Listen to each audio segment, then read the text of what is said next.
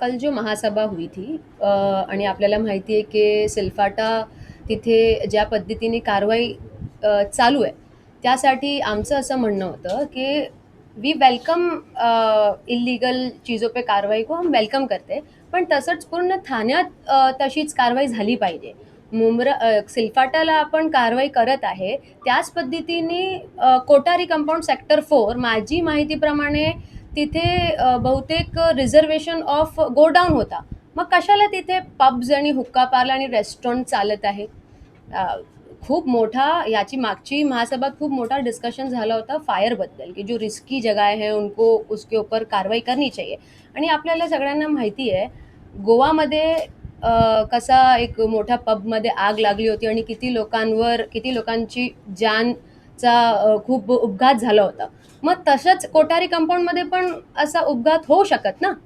तो उसी के लिए पूरे थाने में सील और मुमरा में सिल्फाटा पे हथौड़ा, ये कैसे चलेगा? वहां पर हाई कोर्ट का भी ऑर्डर है कि वहां पर कार्रवाई होना चाहिए कोठारी कंपाउंड में. तो क्या कारण है कि वहां पर कार्रवाई अभी तक की नहीं हुई है? कोठारी कंपाऊंड अशा व्यक्तिगत विषयामध्ये अडकलेला आहे. कोठारी कंपाऊंड लगत कोठारी कंपाऊंड प्लस 193 एकर. काल जे आयुक्तांनी सांगितलं की जे कालच्या महासभेमध्ये ज्या विषयावरती म्हणजे TDR घोटाळा 2800 कोटीचा हा चालू होता, त्या लक्षवेधीमध्ये बोलताना आयुक्तांनी असं सांगितलं की न्यायप्रविष्ट असल्यामुळे बोलूच शकत नाही, सचिवांनीही सांगितलं. आणि ज्यावेळेस नारायण पवार आम्ही उभे राहिलो आणि सांगण्यात आलं की आम्हाला सांगण्यात आलं, सभागृह नेत्यांनी उठून सांगितलं की जोपर्यंत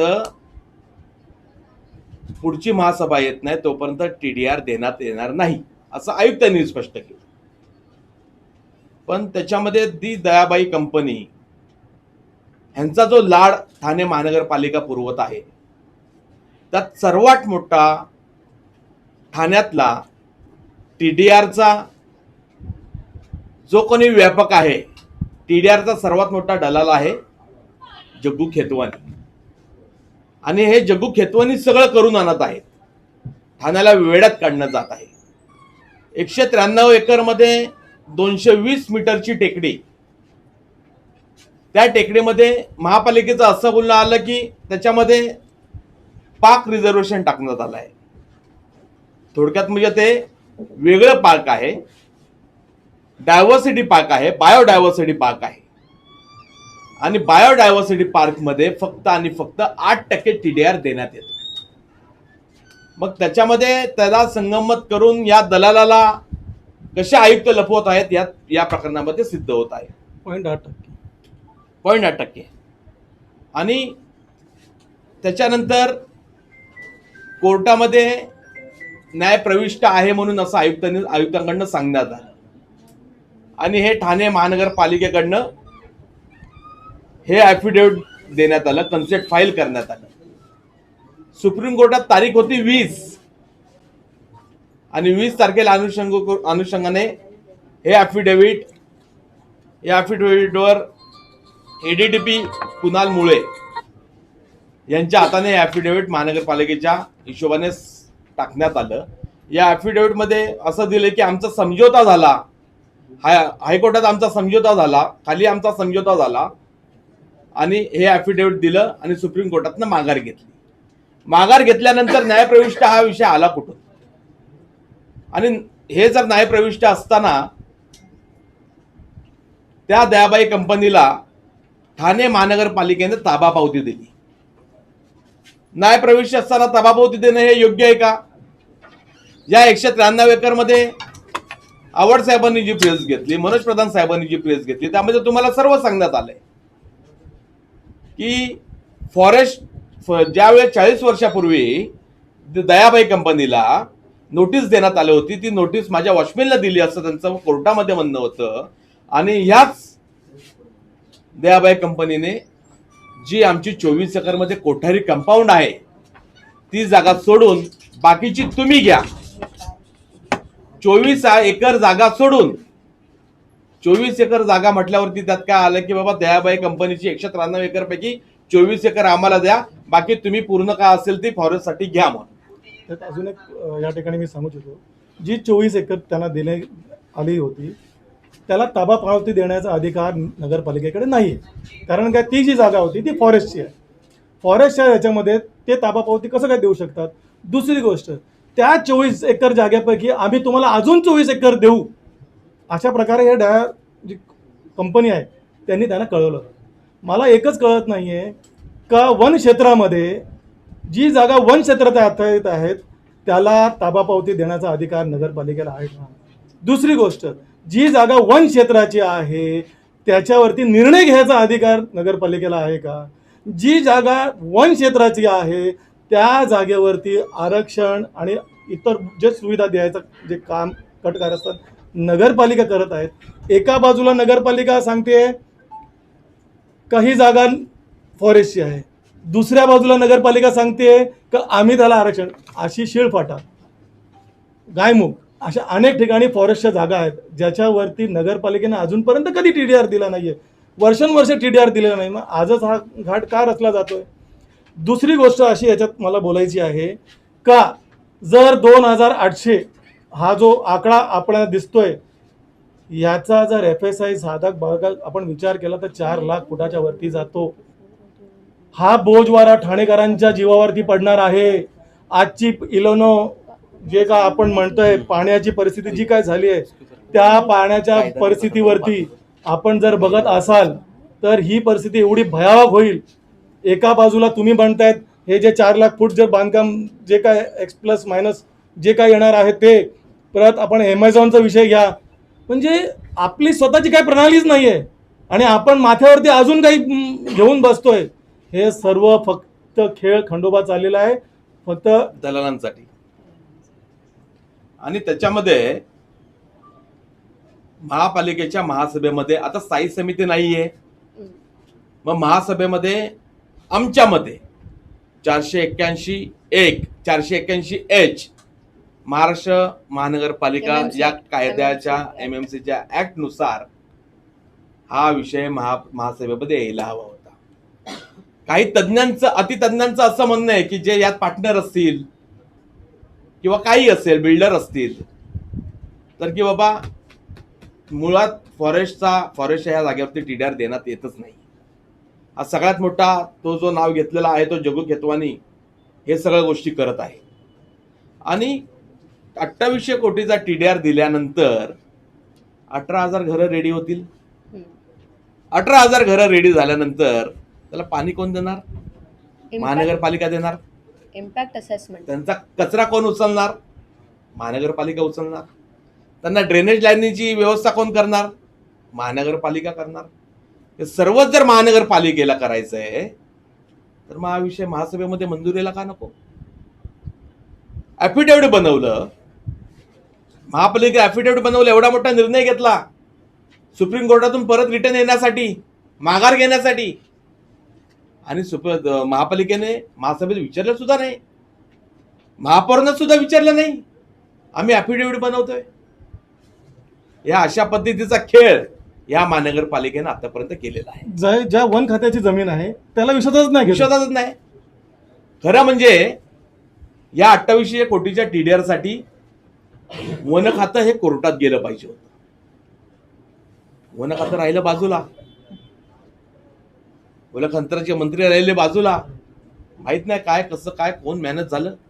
पण ह्यात एक आश्चर्याची बाब अशी येते की कोणीतरी आदिवासी इसम तिथल्या 17 एकर जमिनीवरती हक्क दाखवतात की ही जागा माझ्या मालकीची आहे. त्याला तहसीलदार 70B खाली मंजुरी देतात की ही जागा बाबा तुझी आहे. बरं, मुळात जर ती जागा बघायला गेलं तर तिथे खाण आहे. त्या खाणीवरती तुम्ही शेती कसताय असं दाखवलं गेलंय ऑन पेपर. परत त्याहीपेक्षा कहर इतका होतो की ठाणे महानगरपालिका त्या शेतीला निवासी क्षेत्र म्हणून देते. ह्याच्यात ना ठाणे महानगरपालिकेला अधिकार आहे, कारण की 1975 पासून संजीव गांधी नॅशनल पार्क ही जागा बायोडायव्हर्सिटी पार्क त्याला म्हणतात. इथे काय असतं, तर काही वनस्पती, काही प्राणी, काही सूक्ष्मजीव आपण त्यांची तिथे नैसर्गिकरित्या वाढ करतो ना, निसर्ग तिथे त्याचं संगोपन करतं, त्याला जोपासतं. मग हे कोणासाठी आहे, हा निसर्ग कोणासाठी आहे? ठाणेकरांसाठी आहे. ते पार्क एवढं मोठं आहे, ते ठाणेकरांना लाभलेला एक आशीर्वाद आहे निसर्गाचा. एका बाजूला आपण मेट्रोची मोठ्या प्रमाणात डेव्हलपमेंट चालू आहे, मोठे मोठे इन्फ्रास्ट्रक्चर आपण बांधतोय, एका बाजूला मोठमोठाले हायवेज, ब्रिजेस होत आहेत, आपल्याकडे पाण्याची टंचाई आहे. आतापर्यंत ठाणे महानगरपालिका क्षेत्रामध्ये 8 ते 10 हजार झाडांची कत्तल झालेली आहे. मग एवढ्या मोठ्या प्रमाणात जर निसर्गाचा ऱ्हास होतोय, त्यात परत आपण लालचेपोटी कोणाची तरी पोटं भरणार आहेत की त्यांची बाबा हाव किती आहे की तुम्हाला ठाणेकरांचे जीव त्याहीपेक्षा महत्वाचा वाटतो का? आपण जेव्हा निसर्गप्रेमी ओरडतायत, बोलतायत, पण त्याकडे दुर्लक्ष करून फक्त पैशाच्या हव्याच्या पोटी आपण हा निसर्गाचा ऱ्हास, ही कत्तल करतोय. मग ही महापालिका कोणासाठी आहे? नागरिकांसाठी आहे, ठाणेकरांसाठी आहे. मग तुम्ही पैशासाठी ठाणेकरांच्या जीवावर उठणार आहात का? त्याच्यासाठी तुम्ही कुठल्याही टोकाला जाल. म्हणजे वन खात्याच्या अखत्यारीत असलेली जागा ज्याच्याशी ठाणे महानगरपालिका त्याच्यावर काहीतरी कुठेतरी मंजुऱ्या देते, मध्येच राज्य शासनाचं विधी आणि न्याय विभागातले अधिकारी, मोठे बडे अधिकारी त्याच्यामध्ये कुठेतरी लुडबुड करताना दिसतात. त्यांची कुठेतरी मध्येच ते अधिकार दाखवतात. सेंट्रल गव्हर्नमेंटने दिलेलं आहे हे नॅशनल पार्क. मग तुम्हाला सेंट्रल गव्हर्नमेंटच्या कायद्यांशी, सेंट्रल गव्हर्नमेंटने जे नियम दिलेत ते तुम्हाला धाब्यावर चढवून हे सगळे मोठाले अधिकारी ह्याच्यात खूप मोठ्या प्रमाणावर त्यांचा हात आहे आणि हा घोटाळा करतात. हा आमचा ओपनली हा आरोप आहे आमचा. माझा एक या ठिकाणी पॉईंट ऑफ आर्ग्युमेंट असा आहे का अजून आपला डीपी मंजूर झालेला नाही आणि तुम्ही जुन्या डीपीच्या अनुषंगाने हे करत आहेत. मग जर उद्या जर डीपी मंजूर झाला आणि त्या ठिकाणी जो काय हा प्रकल्प आहे, जो काय ह्याला लगामच लागणार आहे, तर आमचं असं म्हणणं आहे नवीन डीपीआर आणा. डीपीआर आणून नवीन प्रस्ताव तुमचे ज्या शासनाच्या माध्यमातून आणायचे आहेत, सेंट्रल आणि किंवा आपली सेमी गव्हर्नमेंट आहे ह्याच्याकडे आणायचं, तर गोष्ट ती तर्क निघतात.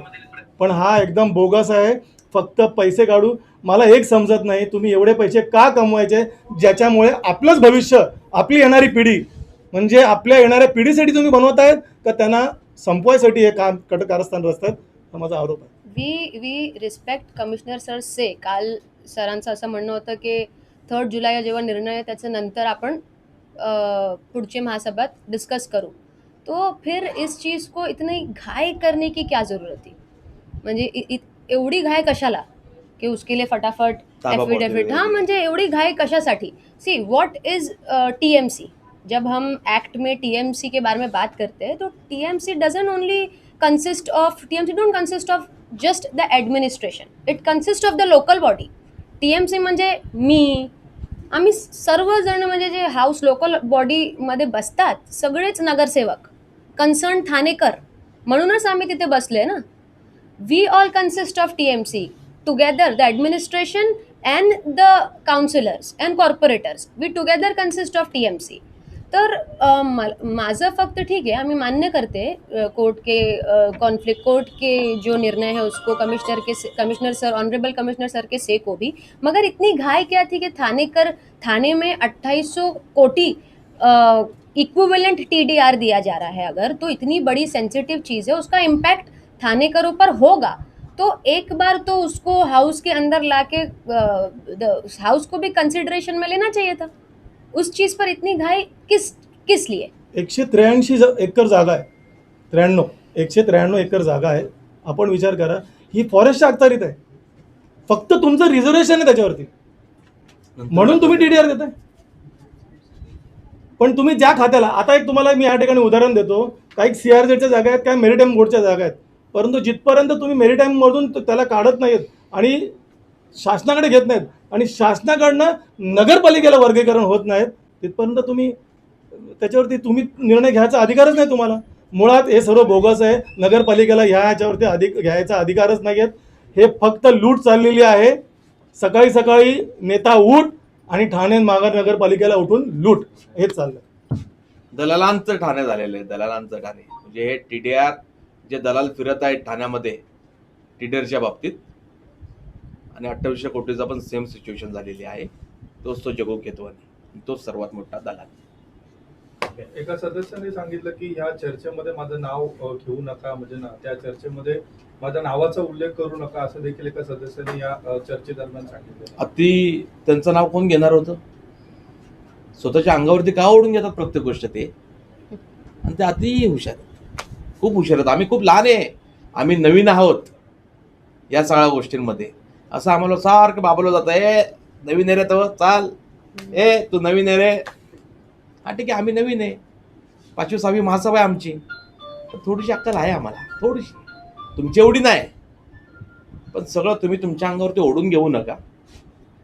आणि म्हणजे असं बोलून बोलून माझ्यावरती किती जण फोकस करतायत हे असं त्यांचं लुकआउट आहे. आपण काल जी तारीख दिली की 3 जुलैला सुनावणी होण्याची शक्यता आहे असं जे कमिशनरांनी वर्तवलं, पण तुम्हाला वाटतं का न्यायालयीन प्रकरणाच्या कारणास्तव काल ते प्रकरण धडपण्याचा प्रयत्न झाला? 25 तारखेला ताबापावती दिली आहे, मग न्यायालयीन प्रक्रिया होती तर ताबापावती द्यायची गरज काय होती? मग हा मुद्दा काल तुम्ही का नाही बोललो आम्ही, बोललो, ते ऐकण्याच्या मनस्थितीत होते का? मग हे ऍफिडेव्हिट द्यायची तरी काय गरज आहे? ऍफिडेव्हिट देऊन संपलं ना. सुप्रीम कोर्टात ऍफिडेव्हिट सादर केलंय की आमचा सुलजावा झाला महापालिकेमध्ये आणि दयाबाई कंपनीमध्ये.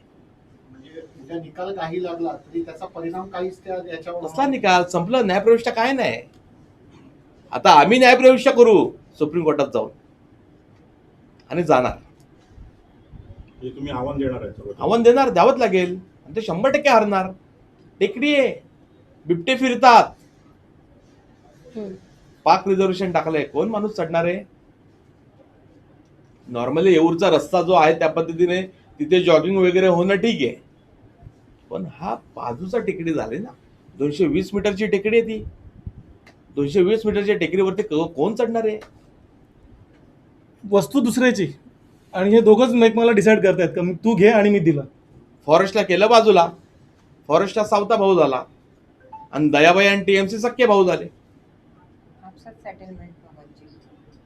प्रताप सरनाईकने व्हिजिट केलं होतं, त्यांनी सांगितलं तिथे राणीबाग सारखा गार्डन होणार आहे आणि जोपर्यंत ठाण्याचा वाहतूक किंवा पाण्याचा समस्या होत नाही तोपर्यंत त्याला टीडीआर देणार नाही. बरोबर आहे, त्यांनी बरेचसे वाघ नेलेत ना, त्यांनी आता टायगर नेलेत ना, आता काय ऑपरेशन टायगर केलं त्यांनी, तर हे टायगर त्यांना तिथे ठेवायचे आहेत, त्याच्यामुळे ते राणीचा भाग बनवत आहेत. ज्या ठिकाणी बिबटे फिरणार त्या ठिकाणी लोकांना चालायला नेणार. म्हणजे मॅडम, प्रभारी चार्ज तुम्हाला दिलेला आहे विरोधी पक्ष नेत्याचा, अशी एका वृत्तपत्रामध्ये बातमी आलेली आहे, त्यावर काय तुमचं स्पष्टीकरण?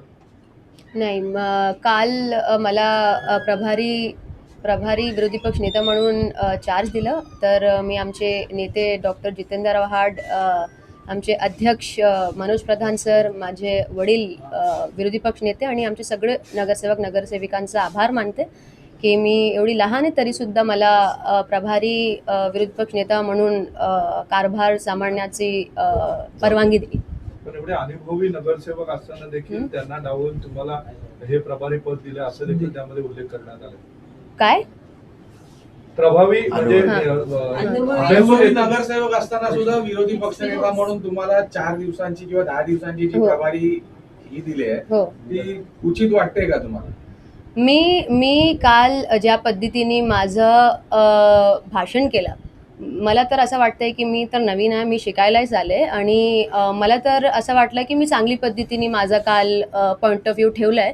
आणि पुढे पण मी आज पण माझं हॉस्पिटलमध्ये दौरा होता, शिवाजी हॉस्पिटलला, तर असंच शिकूनच मी पुढे जाणार. कोणीच आईची पोटात शिकून येत नाही ना.